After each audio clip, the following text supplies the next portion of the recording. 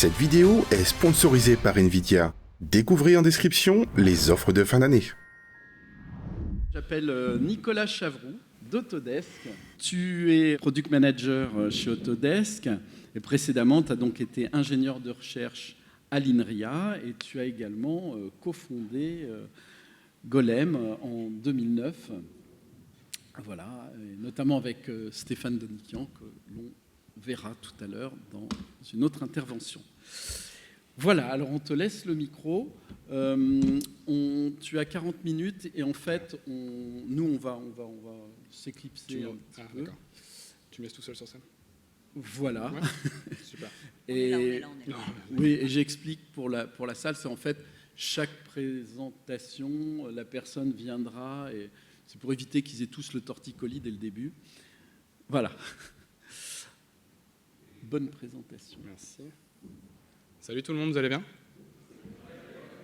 Merci Stéphane pour la présentation. Je vais juste me permettre une petite précision. Je suis Product Manager à Autodesk, en effet, je m'occupe de la foule et je m'occupe du CFX. Alors CFX à Autodesk, ça fait un peu emploi fictif parce qu'on n'a pas fait grand-chose sur le sujet ces 15 dernières années, mais c'est en train de changer. Donc c'est une parenthèse, je profite d'avoir l'audience aujourd'hui pour vous dire que si vous avez une liste au Père Noël concernant le CFX, je serai sur la conférence aujourd'hui et demain, il y a mon email, parlons-nous, parce que justement on essaie de faire bouger un petit peu les choses. Et juste préciser que nous ne cautionnons pas les emplois fictifs. Et c'est l'anagramme de quoi, CFX? Ah, caractère FX, pardon. Ah. Vêtements, fourrure et muscles. Et donc c'est deux premières pour moi aujourd'hui, c'est ma première fois au RADI. J'ai grandi ici, donc je sais à quoi ça ressemble Angoulême en novembre. Pardon, Madame la Présidente de Magélis. Et ça m'a mis quelques années avant de me convaincre de venir, mais je suis là et je suis très content d'être là. Et ma deuxième première, c'est que c'est ma première présentation publique pour Autodesk. Donc en effet, avant, j'avais plutôt la casquette d'une PME rennaise qui s'appelle Golem. Donc aujourd'hui, je ne vais pas vous parler de foule, même si j'ai toujours réussi à en glisser un petit peu parce que je ne peux pas m'en empêcher. Mais je vais plutôt parler de différentes initiatives qu'on fait autour de l'IA pour l'animation à Autodesk. Alors évidemment, des initiatives IA, on en a tout autour du ventre, parce que ça fait plaisir à la bourse déjà pour d'un, et de deux, parce qu'une boîte comme Autodesk, on ne peut pas vraiment passer à côté d'un phénomène comme celui-ci. Donc avec Stéphane et Véronique, on a essayé d'isoler quelques sujets qui ont du sens aujourd'hui pour l'audience des radis, donc on espère qu'on a bien choisi. Et prenez tout ça avec un petit grain de sel, parce que j'ai fait mes slides, je les ai finis à 10h49, et j'ai vérifié Slack à 10h49, ils étaient à jour, mais l'IA, ça bouge évidemment très vite, donc à la fin de mon talk, c'est beaucoup moins sûr que tout ça soit à jour. Hop, j'aime pas mettre des textes, mais je suis obligé de mettre celui-là. C'est juste le petit slide, c'est pas un petit slide, c'est un gros slide corporate avec un gros texte. Ça dit juste que tout ce dont je vais vous parler aujourd'hui qui n'est pas sorti, je m'engage à rien. Il n'y a pas de promesse de la part ni de moi, ni de Autodesk sur le fait que ce sera bientôt disponible, ou voire même du tout disponible. Mais évidemment, pour tout. Donc prenez pas des décisions basées sur ce que je vous dis aujourd'hui, pour ce qui n'est pas sorti, mais pour ce qui est sorti, il n'y a pas de problème. C'est en petit caractère comme les contrats d'assurance? Non, là c'est en moyen caractère, regarde, tout est écrit. Ok, généralement les projets d'IA chez Autodesk, ça commence toujours dans un endroit qu'on appelle Autodesk Research. Donc il faut imaginer sur une boîte comme la nôtre, il y a un gros labo. Depuis 2018, il y a une division IA, dont le job est de, évidemment, lire les papiers ou inventer des recherches qui partent de zéro sans nécessairement qu'il y ait de précédence et publier après derrière, et de dérisquer ce qu'il peut y avoir. Donc dérisquer, quand on parle d'IA, ça va prendre deux aspects. Le premier aspect, c'est évidemment, on veut dérisquer les data, puisqu'on parle de machine learning, donc il y a nécessairement beaucoup de data à fournir. Donc on va venir vérifier qu'on peut les sourcer éthiquement de notre côté, et après vous fournir des choses qui sont pré-entraînées, ou vous fournir des outils sur lesquels vous pouvez générer les data facilement. Donc ça, c'est la première chose. Et la deuxième chose, c'est qu'on va venir dérisquer, est-ce que ça sert vraiment à quelque chose en fait? Est-ce que vraiment ça sort des bons résultats, et des assez bons résultats pour aider nos clients? Donc une fois que les gens de la recherche chez nous ont fait ça, ils font ce travail, ils viennent avec un prototype, et après ils envoient ça à l'ingénierie, et on essaie de mettre ça dans un produit.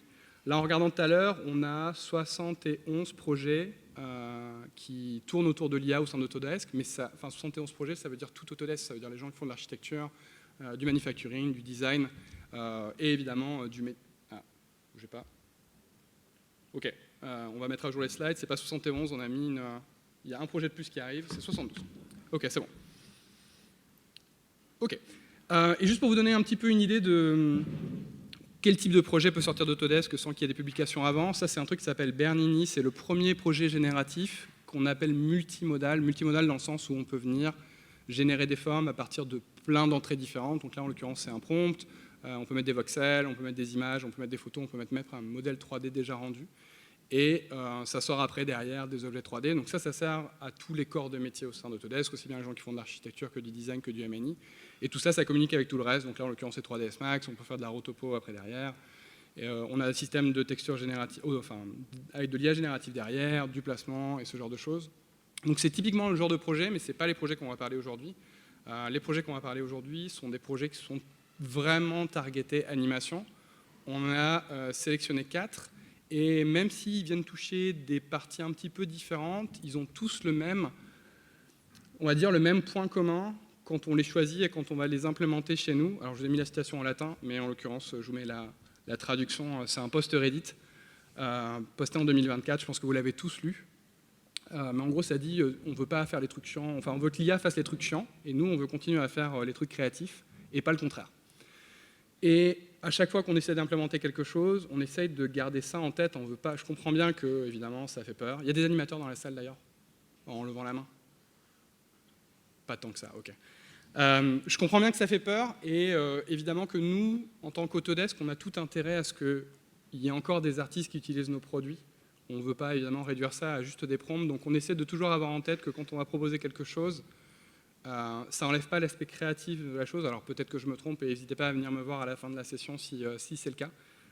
Mais en tout cas, on part avec ce sentiment-là et avec cette philosophie-là. Premier projet que je vais vous proposer, d'une chose qu'on a réalisée dans Maya 2025.1, s'appelle le ML Deformer. On va dire que c'était un petit peu pour se faire les jambes, parce que c'était un papier de 2016, paru au SIGGRAPH, entre guillemets, assez facile, et ça permettait de prendre les développeurs chez nous et de les monter en compétence sur du machine learning sans prendre trop de risques et en même temps en proposant quelque chose derrière. Et ce qui est marrant, c'est qu'à la fois les gens d'Epic, à la fois les gens de SideFX, et nous, à Golem, quand on était indépendants, on a commencé exactement avec le même sujet. Quasiment tous en même temps. Et après, tout ça, c'est sorti sous la forme de features dans des produits. Mais du coup, la ML Deformer, l'idée, c'était de se dire, quand on fait un personnage, on va venir évidemment mettre du skinning, on va venir mettre plein de déformeurs par-dessus tout ça. Peut-être que les déformeurs, il faut ralentir l'animation dans Maya. Et on peut peut-être se dire que le machine learning, un des bons usages que ça peut avoir, c'est que ça approxime bien les fonctions. Donc si on dit que, en gros, un rig, c'est une fonction, parce que ça prend en entrée des contrôleurs de rig et des joints, et ça sort des déformations, on peut se dire que peut-être tout ce qu'il y a au milieu, si on a vu suffisamment de cas à l'intérieur, on peut trouver des poids ou des valeurs de variables pour qu'on arrive à trouver à quoi ça ressemble la déformation à la fin. Donc ça part de ça, le postulat de départ. Et à quoi ça sert ? Le papier de base, il sert à dire, ça sert à accélérer les rigs. Plutôt que d'avoir des déformeurs qui peut-être ont des complexités qui ne sont pas linéaires, genre un delta mesh par exemple, où il y a un système d'itération à l'intérieur et ça se nourrit de lui-même, et ça peut prendre un petit peu de temps. Là, on peut aller compresser tout ça et mettre tout ça dans quelque chose qui a une déformation linéaire. Donc si vous imaginez, il y a 10 déformeurs, on peut tout comprimer en un seul qui a une complexité linéaire. Donc je comprends bien que ce n'est pas le cas de tout le monde d'avoir des déformeurs qui prennent beaucoup de temps. Il y a certains studios un petit peu, on va dire, high-end côté VFX pour qui ça a du sens. Peut-être que pour ceux qui font de la série ou du film d'animation, ce n'est pas nécessairement quelque chose qui tient la route, mais le but du jeu, c'est qu'un animateur ait un meilleur feedback, qu'on puisse faire des playbacks un petit peu plus rapides. Un autre intérêt qui, pour le coup, déjà devient un petit peu plus pertinent, c'est que parfois on fait des simulations, typiquement du clos et du muscle, qui, là, demandent des itérations, sont difficilement en temps réel, peuvent difficilement interagir avec un animateur. Et est-ce que vraiment, quand un perso il marche pendant 10 secondes et qu'il suit la même direction, est-ce que vraiment on a besoin de faire une simulation pendant 10 secondes, quoi ? S'il marche, à la fin, les déformations sur un t-shirt ou sur un jean, est-ce que ce n'est pas toujours les mêmes ? Ouais, c'est des déformations non linéaires. Pour le moment, on fait ça avec de la simu, mais est-ce que si on n'a pas vu assez de cas de déformation du vêtement, est-ce qu'on ne peut pas juste imaginer que quand on bouge ou quand l'animateur il bouge ça, en fait, toutes les déformations se fassent pour vous parce qu'elles sont justement compressées dans ce réseau-là. Donc du muscle, du close, typiquement c'est un bon exemple pour ça et c'est utilisé en production. Le dernier Captain America, par exemple, l'entièreté de Captain America et ses déformations de close était calculée par un réseau de neurones, pardon. Il n'y a pas de simulation. Et évidemment, je n'ai pas pu m'empêcher, la foule est évidemment un super usage pour le ML Deformer et c'était la vraie raison pour laquelle nous, quand on était indépendants, on a commencé avec ça. Parce qu'on a cette limitation en full de se dire qu'il faut qu'on contienne nous-mêmes toutes nos déformations, on doit faire nous-mêmes le skinning, nous-mêmes les blend shapes. Et c'est vrai que quand un client vient nous voir et nous dit je veux un lattice, un delta mesh ou n'importe quel déformeur qu'il aurait codé lui-même, c'est toujours un peu compliqué de venir implémenter ça, ou alors il faut faire ça au cas par cas et ça nous prendrait très longtemps. Donc on s'était dit peut-être qu'on peut comprimer toutes les déformations et pouvoir les ingérer après sur de la foule. J'ai oublié de mettre le crédit, mais l'asset et l'animation là a été réalisé par Steam Studio qui a bien été gentil de nous prêter le modèle. Hop. Et du coup, comment ça se passe pour que ce système-là marche? Comme je vous disais, il faut des datas. Les datas, vous les générez vous-même. Idéalement, si vous avez une calisthénie de personnage qui vient tester le rig avec toutes les articulations bien comme il faut. Ça, c'est super parce qu'on peut voir comment est-ce que le personnage se déplace, à quoi ressemblent les déformations. Et si vous n'avez pas ça, parce qu'il faut quand même plusieurs centaines, voire quelques milliers de frames avant que ça commence à marcher, on peut aussi générer en fait, des postures de manière pseudo-aléatoire. On peut lancer des distributions normales sur les contrôleurs de rig ou sur les joints pour gérer des postures qui n'ont pas vraiment de sens, mais qui permettent de voir en tout cas à quoi ressemblent les déformations. On peut s'entraîner là-dessus, du coup on peut générer ça, s'entraîner là-dessus, et à la fin on a un déformeur. Faut bien se dire que ça ne résout pas tous les problèmes, ça propose de venir accélérer des choses qui ont des complexités linéaires. Genre le skinning par exemple, on ne peut pas aller plus vite que ce qu'on fait déjà en skinning, on est déjà au maximum. Donc il ne faut pas être non plus trop bête quand on vient le brancher, il faut choisir sur quoi on le branche. Et c'est un déformeur Maya à la fin, donc on peut choisir sur quelle partie du corps on veut que ça soit actif, pas actif, peindre les poids comme on a envie. Donc là, en l'occurrence, c'est juste pour vous montrer que le linear beam skinning, qui est le LBS qu'on voit sur la gauche, là, lui, il reste comme il est, il n'y a pas besoin d'y toucher, il fait très bien son taf et il le fait le plus vite possible. Par contre, tout le reste qu'il y a derrière, on peut venir comprimer tout ça. Et comment ça marche? J'ai juste repris le schéma du papier. C'était un papier de DreamWorks du coup en 2016. C'était un stage chez DreamWorks en 2016. Et si vous avez fait un petit peu de machine learning, en gros, c'est un petit peu le 101, c'est un peu le b.a.-ba du machine learning. Si on regarde le réseau, il est entre guillemets très facile. C'est un des premiers trucs qu'on apprend. Et ça montre juste le type de data qu'on met. Donc le type de data qu'on met, c'est les matrices de transformation des bones ou des contrôleurs. Donc en gros, votre animation, quoi. Et ce qu'on sort, ce que ça doit calculer, c'est la différence entre le skinning et la posture finale. Et on met un réseau au milieu qu'on appelle un fully connected neural network. Donc c'est ce que je disais, c'est ça qui est entre guillemets le truc un peu facile. C'est ce qu'on commence à faire toujours en tout premier, qui a juste 2 layers cachés et 128 neurones. Et en gros, c'était vraiment l'exemple parfait pour nous tester si ça a du sens, si les clients sont pas trop frileux quand on dit qu'on fait du machine learning, pour venir mettre les ingénieurs un petit peu à la ligne et leur donner des compétences qui vont bien. Donc si on essaie de juste résumer un tout petit peu ce truc-là, le ML Deformer, c'est un truc qu'on appelle Bring Your Own Data chez Autodesk. Bring Your Own Data, c'est-à-dire que ça vient vide et vous l'entraînez vous-même. Vous générez les datas vous-même et vous l'entraînez vous-même et nous, on ne voit jamais rien. Il n'y a rien qui part sur le web, on ne récupère jamais vos datas de rig et tout. C'est vraiment tout contenu dans le studio sous la forme d'un silo. Ça sert à accélérer les rigs, partiellement ou totalement. Ça sert à compresser les déformations de simulation, type du close. Un aspect que nous, on trouve en tout cas intéressant et sur lequel on essaie de miser maintenant, c'est la portabilité. Ça veut dire que vous pouvez envoyer votre rig du coup, dans de la crowd, dans un autre DCC ou à un autre studio. Admettons que vous n'avez pas envie de partager votre rig avec un autre studio parce que vous avez envie de cacher un petit peu toute la sauce interne que vous avez, ou j'utilisais des custom deformers et l'autre studio ne les a pas. Vous pouvez comprimer en fait tout ça, donner ça à un autre studio, et plutôt que becquer du alambic où l'autre studio aura 0 contrôle dessus, là, l'autre studio peut toujours continuer à animer des choses et voir à quoi ressemblent les déformations. Ça, c'est dispo depuis Maya 2025.2, il y a des updates assez réguliers. Ok, une fois qu'on s'était fait un petit peu les jambes sur ML Deformer, qui était entre guillemets quelque chose d'assez simple, on est passé à une autre étape. C'était pour le coup de l'animation générative, donc on entend parler de beaucoup de Generative AI. Donc là, plutôt que de générer directement des vidéos finales ou des images finales, on génère de l'animation, et en l'occurrence de l'animation de locomotion. À quoi ça sert? Ça ne sert pas à remplacer des animateurs, mais juste le constat qu'on fait, c'est de dire quand même la locomotion. Je sais pas, depuis 30 ans qu'on fait ça, on n'a toujours pas changé la manière dont on le fait, quoi. On fait des keyframes, enfin c'est vrai pour l'animation en général, mais on met des keyframes, on interpole les keyframes, et puis on fait des cycles de marche, et puis on fait des cycles de course, et puis on fait des cycles machin. Et puis s'il y a besoin de suivre une trajectoire, il faut rejouer le cycle, adapter les pieds au sol. Si le personnage il change d'allure, il faut faire une transition avec un autre cycle, il faut caler bien les pieds comme il faut. Enfin bref, ça peut prendre vraiment potentiellement beaucoup de temps, et peut-être que des fois, on n'a pas ce temps-là. Peut-être que si on fait du layout, du blocking, ou si on fait de la crowd, peut-être qu'on n'a pas ce temps d'animer tout ça. Donc on part un petit peu de ce principe de se dire, est-ce qu'on ne peut pas proposer une autre manière de venir animer des personnages? Et plutôt que de dire, ok, on fait des keyframes qui vont prendre beaucoup de temps, et qui vont demander un petit peu de compétences, et qui vont demander beaucoup d'itérations et de validation et ce genre de choses, est-ce qu'on ne peut pas juste avoir le petit contrôleur là au sol, qu'on branche sur une trajectoire, on va pouvoir contrôler sa vitesse, son orientation, et on va laisser l'IA faire le reste. Donc là, je ne sais pas si vous avez vu, il y a des changements d'allure, il y a des changements à la fois de balance aussi dans le virage, Et si on change la trajectoire, en fait, il y a juste besoin de réappuyer sur un bouton, et puis il y a tous les points d'appui qui sont mis comme il faut, le passage de la marche à la course aussi qui sont bien gérés. Là, on peut même changer les actions, on va lui demander, on va le voir sur, je vais juste mettre le biped, ce sera un petit peu mieux. On va pouvoir changer les actions aussi, lui demander de sauter. Et tout ça sans qu'il y ait vraiment besoin nécessairement d'avoir un avis expert. Alors je ne dis pas que ça va servir à un département d'animation, mais peut-être plus à un département de layout ou des gens qui ont besoin de faire du blocking rapidement, parce qu'évidemment, là on vous donne des modèles qui sont pré-entraînés avec des motion capture qu'on a déjà faites. Le style est quand même bien particulier, c'est pas adapté pour tous les shows.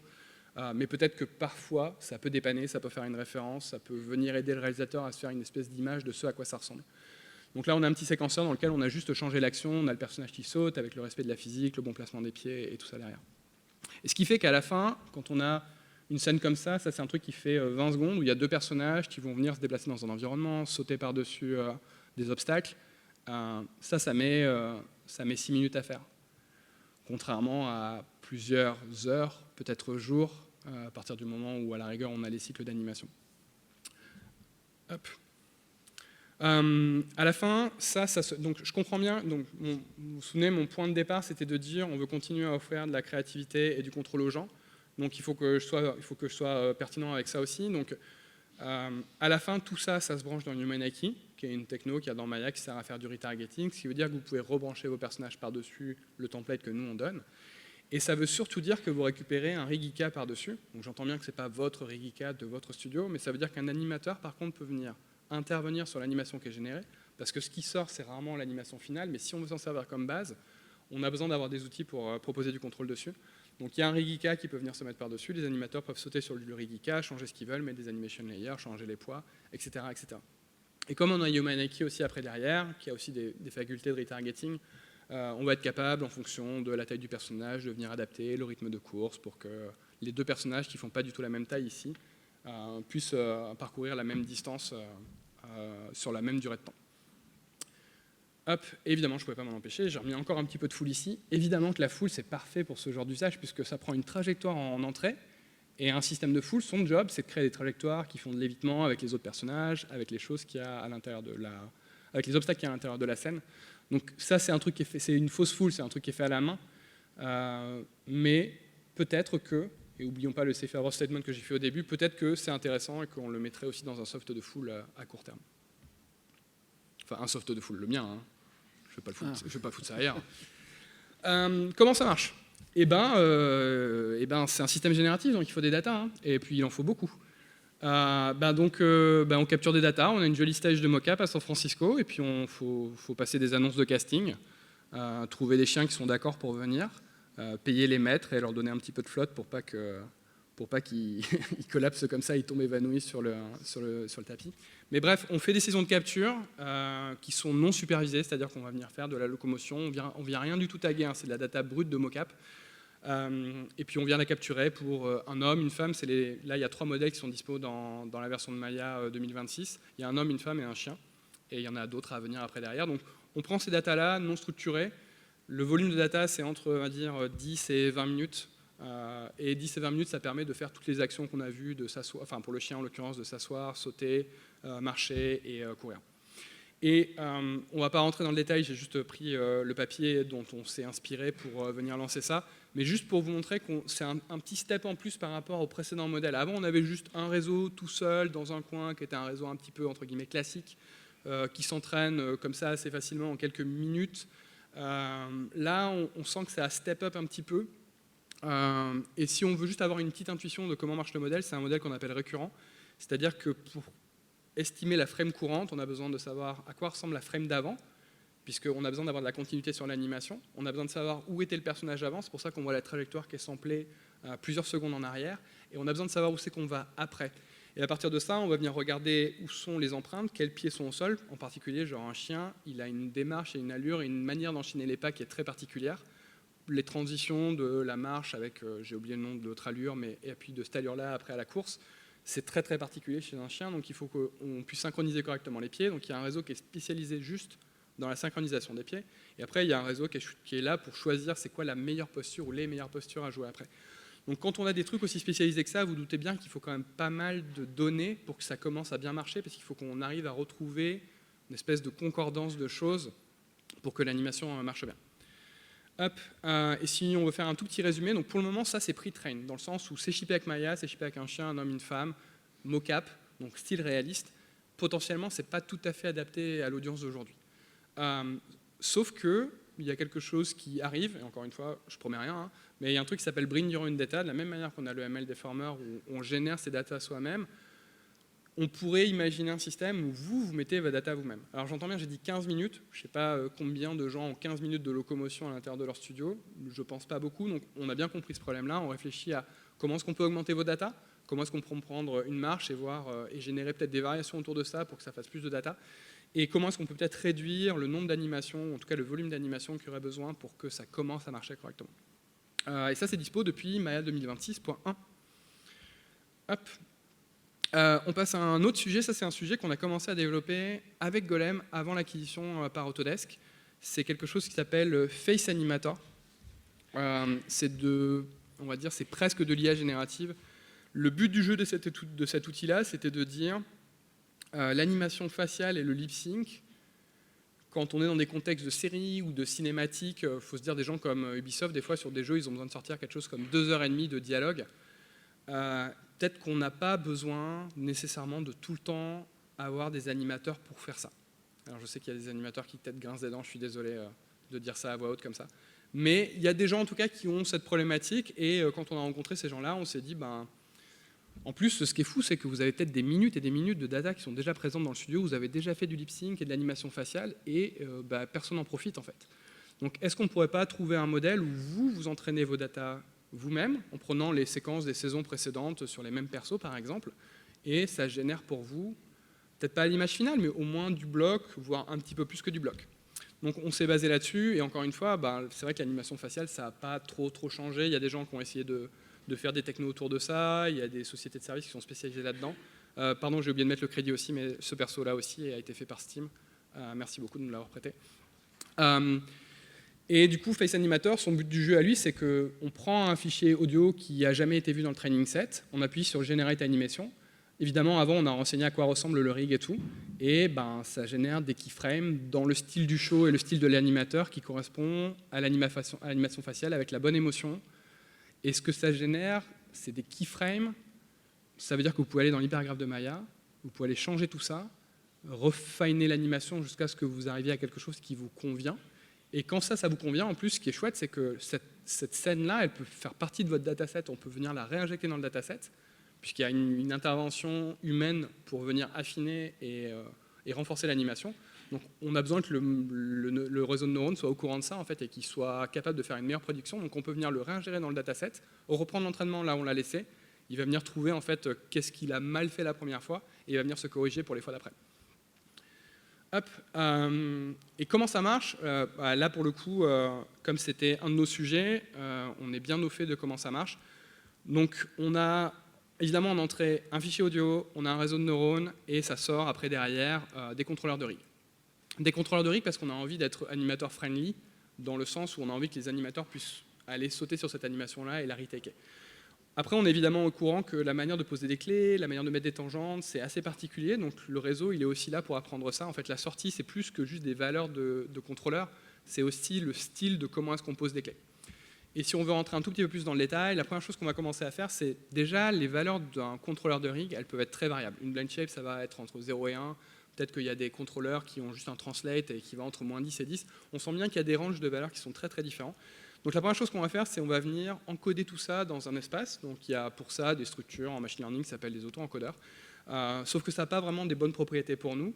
Parce que là, je ne sais pas si vous voyez, c'est l'espèce de display qu'on a derrière, c'est ce qu'on appelle l'espace latent. Donc c'est l'espèce d'endroit où on pourrait naviguer pour savoir à quoi va ressembler l'animation. Mais on voit qu'il y a plein de trous noirs, en fait, il n'y a pas des points partout là-dedans. Donc on peut venir trouver d'autres manières de faire pour venir rendre l'espace un petit peu plus dense. Là, c'est en 2 dimensions, mais évidemment, c'est en quelque chose comme 200 dimensions. Bref, on essaie d'avoir un espace un petit peu dense à l'intérieur de ça, donc on vient compresser d'abord les datas, et ensuite on vient essayer de faire le taf, c'est-à-dire la correspondance entre l'audio et les valeurs. Donc l'audio, on vient le convertir en image, parce que c'est une bonne manière de représenter de l'audio. On va utiliser un réseau qu'on appelle un Convolutional Neural Network, donc un CNN. C'est ce qui est utilisé pour reconnaître les images, pour reconnaître quand vous écrivez du texte manuscrit, pour faire des lettres après typées ou reconnaître un chien sur une photo et ce genre de choses. C'est un truc qui analyse des images et qui est très fort pour ça. Ce réseau-là, sa vocation, c'est de venir donner les valeurs des contrôleurs pour toutes les frames. Et après, on a un deuxième réseau qui, lui, est spécialisé, qu'on appelle le Kinet. Et lui, son job, c'est d'essayer de reproduire le style de l'animateur dans le sens la bonne fréquence, les bonnes tangentes, les bons modes de tangente, etc., etc. Et la combinaison de ces deux-là génère une animation finale qui, après, peut être utilisée par l'animateur. Pareil, si on veut essayer de faire un tout petit résumé de tout ça, ça aussi c'est un bring your own data, c'est-à-dire qu'il n'y a pas de problème de les data, on ne sait pas d'où c'est sourcé ou quoi que ce soit, c'est vos data, nous on n'en voit jamais la couleur, ça sort jamais de nulle part, c'est vous, on vous donne des tools pour extraire les data, pour taguer les émotions si vous avez, puisque ouais, j'ai oublié de préciser qu'il y a aussi un système de contrôle d'émotions, on comprend bien que quand on fait de l'animation, la même phrase avec des émotions différentes, type la colère, la peur ou quoi que ce soit, ça va générer des résultats différents. Donc on a un système de contrôle d'émotions aussi après derrière. Donc on vous laisse faire ça tout seul. On vous donne évidemment des vidéos tutoriels pour que vous vous débrouillez à le faire, mais nous on ne voit jamais la couleur de ça et ça sort jamais du studio. Animateur et rigger friendly dans le sens où il n'y a pas besoin de changer le rig. Vous avez peut-être vu que NVIDIA a sorti un truc qui s'appelle Audio to Face. C'est en open source depuis quelques semaines. Ça fait exactement la même chose que ça, sauf que le style, vous ne savez pas d'où ça vient, les datas, vous ne savez pas d'où ça vient, le rig vous est imposé, donc il faut que vous colliez à un rig spécifique. En l'occurrence, un rig fax, donc il faut que vous ayez fait toutes les blind shapes du fax qui vont bien derrière. Et pareil pour MetaHuman Animator, ça marche que avec des MetaHuman ou ça marche que avec des persos que vous avez passés dans MetaHuman, mais avec un style qui est déjà défini. Si vous voulez le style de votre studio, de votre show, de vos animateurs, ce n'est pas quelque chose que ces outils-là vont vous fournir. Donc c'est pour ça que nous, on avait ce souhait de vraiment se placer de manière un petit peu horizontale par rapport à eux, en se disant, en fait non, ça vient non traîner et chaque studio a la responsabilité d'entraîner avec ses bonnes animations. Donc contrôle d'émotion et le dataset, là pour le coup, on a essayé de faire en sorte qu'avec un minimum ça puisse passer. Donc là, à partir de 2 minutes d'animation, donc 2 minutes d'animation faciale plus lip sync, on peut commencer à générer des choses. Je ne vous dis pas que ça va être fou avec 2 minutes, mais à partir de 2 minutes, vous pouvez commencer à faire des choses, et plus vous avancez dans le show, plus vous avez évidemment des animations, et plus vous avez des animations, et plus le système est accurate, précis. Ça, c'est en bêta dans Maya 2027, et je me permets de passer encore une petite annonce, c'est que si ce sujet-là est intéressant pour votre studio, on est dans l'étape, nous, de onboarder des studios, donc essayer de faire monter à bord des studios sur la bêta, les aider évidemment, pour en faire quelque chose qui a du sens si ça sort. Donc si c'est un sujet qui est intéressant, pareil, je serai là les 2 jours de la conférence, donc n'hésitez pas à venir me voir, sinon il y a mon email sur le dernier slide. Mais clairement, on cherche à avoir du retour de production, même du retour de gens en animation, pour nous dire, ok, c'est bien, c'est pas bien, on pense qu'on ne l'utilisera pas. Tout est bon à prendre pour savoir qu'est-ce qu'on fait de ça. On essaie de mettre les users dans la loupe de plus en plus. Ok, et un dernier sujet, aujourd'hui, c'est quelque chose qui s'appelle Flow Studio. Alors à chaque fois, je le présente chez des clients, à ne pas confondre avec Flow Production Tracking, anciennement ShotGrid, anciennement Shotgun. On aime bien renommer les trucs. C'est pas non plus Flow Capture, ni Flow Wedging, ni Flow Rotopo. On aime bien mettre des flows partout. Flow Studio, c'est anciennement Wonder Dynamics. C'est pas moi qui choisis les noms. Wonder Dynamics, c'était une boîte qui s'est fait racheter par Autodesk juste avant nous. C'est une boîte serbe. Et si vous n'avez pas trop entendu parler d'eux, je vais vous montrer des exemples après, mais si je veux essayer de simplifier ce qu'ils font, c'est une plateforme web qui donne des outils pour faire de la vidéo à la 3D. Bon, ça ne veut rien dire, donc on va essayer de mettre des vrais cas. Le premier vrai exemple c'est de la mocap, donc encore une fois, parler à des studios d'animation de mocap, je pense que c'est pas nécessairement la bonne approche, mais encore une fois, pour du blocking ou du calcul pour faire de la référence, pourquoi pas. Donc là, on a une vidéo de quelqu'un, il y a 0 a priori sur le terrain, on connaît rien du tout de ce qui se passe, on s'en fiche de l'éclairage ou quoi que ce soit. On met ça dans la plateforme et 2 minutes après, on récupère un FBX ou un USD scale d'un personnage qu'on peut venir après mettre dans Maya et venir brancher HumanIKey et avoir un Rigika par-dessus. Et ça veut dire qu'on peut prendre son iPhone, c'est typiquement ce que les gens font d'ailleurs, on peut prendre son iPhone, se mettre dans sa maison, chez soi, shooter une anime et importer ça après derrière. Importer ça pour faire de la référence ou encore une fois pour mettre sur de la foule si on n'a pas nécessairement le bon budget d'anime pour mettre ça sur de la foule après derrière. Et évidemment que juste le markerless mocap, c'est juste une seule étape. À partir du moment où on est capable de faire du markerless mocap, on est aussi capable de faire le camera track, c'est-à-dire extraire les terrains, venir retrouver les positions et les orientations de caméra et le suivi de caméra qu'il y a derrière. dans la plupart des conditions lumineuses. Alors évidemment, si vous faites ça en pleine nuit, sans lumière, ça ne marchera pas. Mais bref, ça a été entraîné avec vraiment un large dataset qui se couvre quand même beaucoup de cas, même des cas filmés avec un téléphone mobile. On a fait exprès de mettre une saute d'animation là sur la jambe, juste pour vous montrer que ça se récupère sous la forme de data ingestable, enfin ingérable plutôt. Et encore une fois, si je veux revenir à ce que je disais tout à l'heure, on veut que vous continuiez à avoir du contrôle créatif dans le process. Là encore, le but du jeu, c'est qu'on vous fournisse tous les outils qui vous permettent de prendre ces datas 3D. Donc c'est des persos animés avec des keyframes, de la géométrie, des BRDF pour le lighting, des terrains modélisés, des caméras track. Tout ça, c'est sous la forme de Asset Maya ou Asset Blender ou Asset Unreal, si vous avez envie de venir emmener ça dans votre plateforme à vous et de venir le modifier, de le retaker, de le réaffiner jusqu'à ce que vous ayez quelque chose qui vous convient. Ces gens-là font aussi de l'animation faciale. Donc là, on a vu tout à l'heure un système qui est basé audio. C'est-à-dire qu'on n'a vraiment aucune connaissance de à quoi ressemble le visage. On apprend juste des contrôleurs de rig et on essaie juste de trouver la correspondance avec des ondes de son. Eux, ce qu'ils font, c'est qu'ils prennent plutôt de la vidéo, ils s'en fichent complètement du son, et ils vont essayer de déjà détecter les landmarks, donc la bouche, les yeux, et plusieurs expressions faciales, et de reprojeter ça sur un personnage. Là, par contre, pour le coup, ça demande qu'il y ait un système fax qui soit à jour, donc c'est-à-dire les 80 blind shapes de la bouche ouverte, la bouche fermée, les yeux ouverts, les yeux fermés, le sourcil, machin.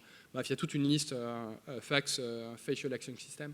Bref, c'est une espèce de norme qui est adoptée par plusieurs studios et des gens qui font de la mocap et ce genre de choses. Donc un espèce de pseudo-standard. Et à partir du moment où vous adhérez à ce standard-là, vous pouvez récupérer votre perso à l'intérieur de Flow Studio. Pareil, vous shootez juste avec votre caméra, mettre ça dans le système et vous avez votre perso qui ressort avec des keyframes, des animations sur les blend shapes. Vous pouvez récupérer ça à l'intérieur de Maya et changer tout ce que vous avez besoin. Et évidemment, une fois qu'ils ont commencé à additionner tout ça, je comprends qu'on est encore un peu loin d'une problématique d'animation.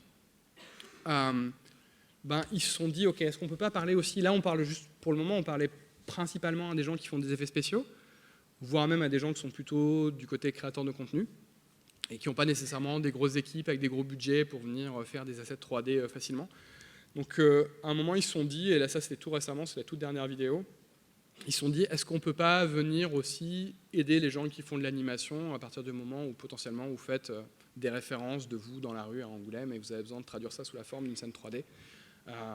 Là, pareil, vous pouvez ingérer la vidéo dans la plateforme web, mettre les personnages, venir mapper les personnages que vous voulez, et il y aura à la fois les composants de markerless mocap, de facial, de caméra track, et tout ça, ça vous sort des assets Maya ou des assets Unreal ou des assets Blender, dans lesquels vous allez pouvoir sauter, changer les keyframes et changer tout ce que vous avez besoin. Peut-être juste pour itérer un petit peu plus rapidement. Alors, comment ça marche? Bon, c'est pas le vrai réseau, parce qu'évidemment, ils m'ont pas permis de mettre les vrais réseaux. T'as vu le timing quand même. Ouais, je suis bien, non? Ah bon. 32, j'ai quasi fini. Non, j'ai laissé 5 minutes pour les questions en plus. Non. C'est pas le vrai réseau. Ils m'ont pas déjà... Alors bon, ils m'ont pas laissé... je sais même pas à quoi ça ressemble leur réseau. Mais c'est juste pour... Je pense que ce que je veux juste... Le take-away de tout ça, c'est juste de vous dire qu'il y a beaucoup de... Là, on avait 2-3 réseaux qui parlaient ensemble. On avait le réseau qui s'occupait de faire les pas avec la prochaine posture. Après, on avait un réseau qui posait des clés et qui trouvait la correspondance avec l'audio. On est passé un petit peu sur un autre level. Et là, on a plein de réseaux spécialisés. On a un réseau qui est là pour reconnaître la lumière, on a un réseau qui est là pour reconnaître la posture, on a un réseau qui est là pour remettre les pieds au sol, pour calculer le terrain, pour faire l'animation faciale. C'est plein d'équipes différentes qui sont spécialisées et c'est des réseaux qui viennent parler les uns avec les autres. Là, on atteint en fait un niveau où la complexité, il faut une grosse équipe derrière, beaucoup de recherche pour que ça commence à marcher. Mais par contre, une fois que les pièces sont bien connectées, ça peut faire des plateformes comme celle-ci.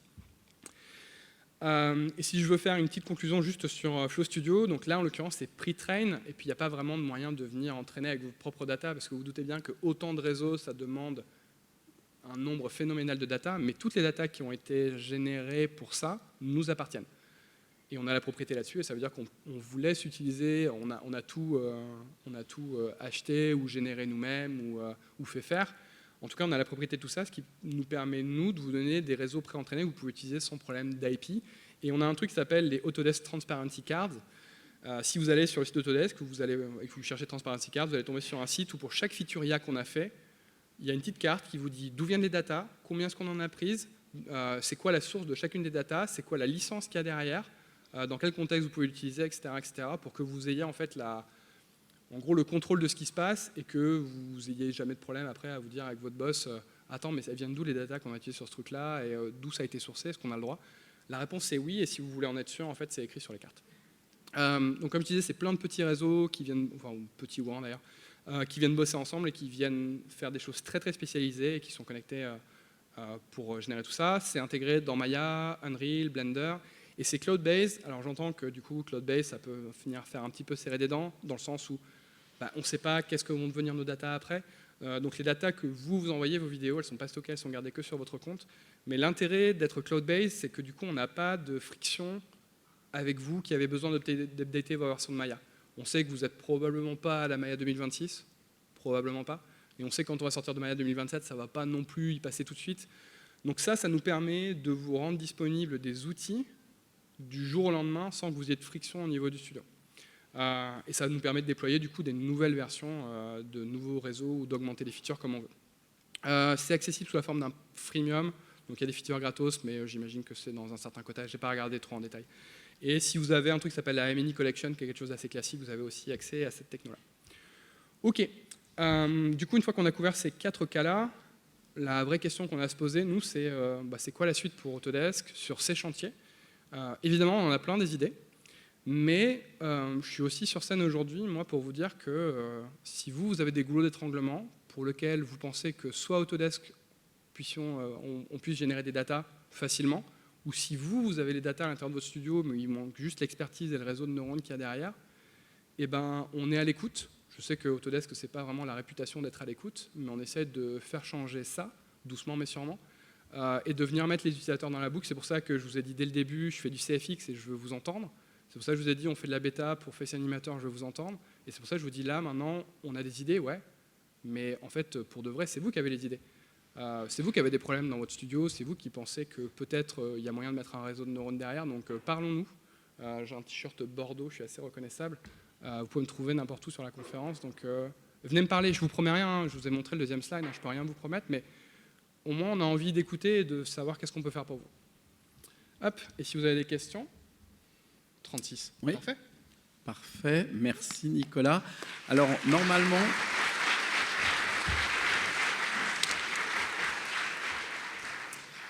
nous avons des micros dans la salle. Alors, est-ce que vous agitez la main ou le bras qu'on arrive à identifier depuis la scène qui... Bon. Il y a... Ah oui, voilà. Hop. Attends, tu vois un truc, toi? Ouais, c'est... Il faut me dire où sont les gens parce que je n'ai pas envie de parler dans le vide. Ah, ça y est, je le vois. Ouais. C'est bon, ça va. Bonjour. Salut. Jean-François Sarrazin de Superprod. Est-ce que vous avez éventuellement pensé à faire du fine-tuning pour Motion Maker? C'est-à-dire que, par exemple, dans le générateur d'images, ils entraînent avec beaucoup de données pour générer les images. Et après, avec peu de données, on peut fine-tuner pour avoir un style différent. Est-ce que c'est quelque chose que vous avez envisagé? Peut-être. Je vais répondre à ta question quand même. C'est une super idée. Et ouais, on appelle ça du transfert aussi, on peut appeler ça du transfer learning. Et c'est vrai que ça s'applique à beaucoup de cas, ça pourrait s'appliquer aussi au Motion Maker, de dire, tu as peut-être 2 heures d'animation faciale pour ce perso-là, et tu as peut-être 20 secondes pour l'autre perso, mais finalement, est-ce que tu ne peux pas respécialiser le réseau? En effet, c'est une pratique qui se fait beaucoup en machine learning. Les gens de chez nous sont assez au courant, et peut-être qu'on regarde. Okay. Mais c'est une bonne suggestion, merci beaucoup. Okay. Bonjour, Benoît de 3DVF. J'ai bien noté la transparence sur la partie data. Est-ce qu'il y a des informations aussi sur la partie bilan carbone, notamment pour tout ce qui est cloud, entraînement? Non, on n'a pas ça encore. Quoique, c'est une bonne question. Il y a mon mail là. Envoie-moi un mail pour de vrai, parce que Autodesk essaye d'être présent sur plein d'aspects un peu positifs de... le confort dans l'entreprise, le vert et tout ça. Et j'ai pas nécessairement la réponse là tout de suite, mais je peux sûrement regarder un petit peu autour. Et je veux bien revenir vers toi sur ce sujet-là. Juste envoie-moi un mail comme ça, je sais qu'il faut que je traite. Merci Benoît. Et il y a encore une question. Ouais. Bonjour, Guillaume Duffier, Superprod aussi. Merci beaucoup pour la présentation. Petite question sur On en reparlera plus tard, j'imagine, mais je suis curieux pour la partie CFX, sur si tu es capable de lâcher un peu des infos de c'est quoi le plan. Non, mais viens me parler, Guillaume. Merci, Désolé. c'était super. Non, désolé, je peux rien dire pour le moment, mais parlons-nous. Il y a encore une question. Ah, pardon. Non, je t'en prie. Ouais, comme vous le savez, il y a des captations, c'est présentation. Bonjour, du coup, Alexis pour Même Animation. La question moi, que j'avais surtout, c'est sur la partie stockage. Vous parlez de machine learning en interne, etc. Mais on s'attend à quelle quantité de données, quel type de stockage il faut attendre, parce que c'est aussi une information importante. Carrément. De garder toutes ces informations chez nous, ça a un coût en termes de stockage, en termes de bilan carbone, comme ça a été mentionné. Donc, où est-ce qu'on en est ? Ouais, c'est une excellente question. Je peux essayer d'y répondre très rapidement pour les différents trucs. Donc ML Deformer, ça veut dire que tu stockes des flottants, tes contrôleurs en entrée, tu stockes tes displacements, et donc tu viens les stocker par frame. Donc si on dit juste les datas, globalement, c'est des choses qu'on comprime assez bien et on parle de quelques mégas, même des milliers de frames, en fait, ça fait quelques mégas à la fin. Et le réseau en soi, il est vraiment tout petit. Donc c'est moins de 5 ou 10 mégas le réseau une fois qu'il est entraîné. Les datas, tu n'en as plus besoin une fois que tu as entraîné le système, mais c'est vrai que c'est toujours bien de les avoir pour ne pas avoir les réextraire à tous les coups. Si on prend Face Animator, là on a de l'audio, mais j'imagine que l'audio tu le stockes déjà d'une manière ou d'une autre parce qu'il fait partie de ton projet. Et de l'autre côté, c'est des contrôleurs de rig, donc encore une fois, c'est des flottants, même si tu en as 2000 des flottants par frame, et encore 2000 ça fait vraiment beaucoup. Normalement, les datas en soi, ça stocke pas grand-chose, et le réseau, lui, il a moins de 10 mégas aussi parce que c'est 2 CNN, mais ce n'est pas des très gros CNN, il n'y a pas besoin d'analyser beaucoup les images. Et Motion Maker, le gate system, pareil, donc en entrée, c'est des contrôleurs avec une trajectoire. On a quand même les postures des précédentes frames, donc on stocke 3 ou 4 frames, je ne sais plus. Et on a la trajectoire derrière, donc pareil, c'est des flottants. Les datas en soi, c'est pas grand-chose. Le réseau, il est un petit peu plus gros, mais quand je dis un peu plus gros, je crois que c'est une trentaine de mégas. C'est quelque chose que nous, on ship dans Maya, donc tu peux même aller inspecter sur Maya 2026, tu peux aller voir les 3 réseaux, tu peux regarder à quoi est-ce qu'ils ressemblent.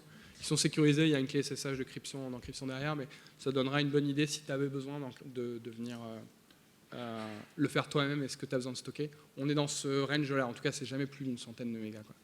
Et pour toute la partie Flow Studios, tout ça c'est sur le cloud, donc on va dire que c'est un peu black box pour vous. Ok, merci. Très bien. Eh ben, écoute, merci Nicolas. On va s'arrêter là.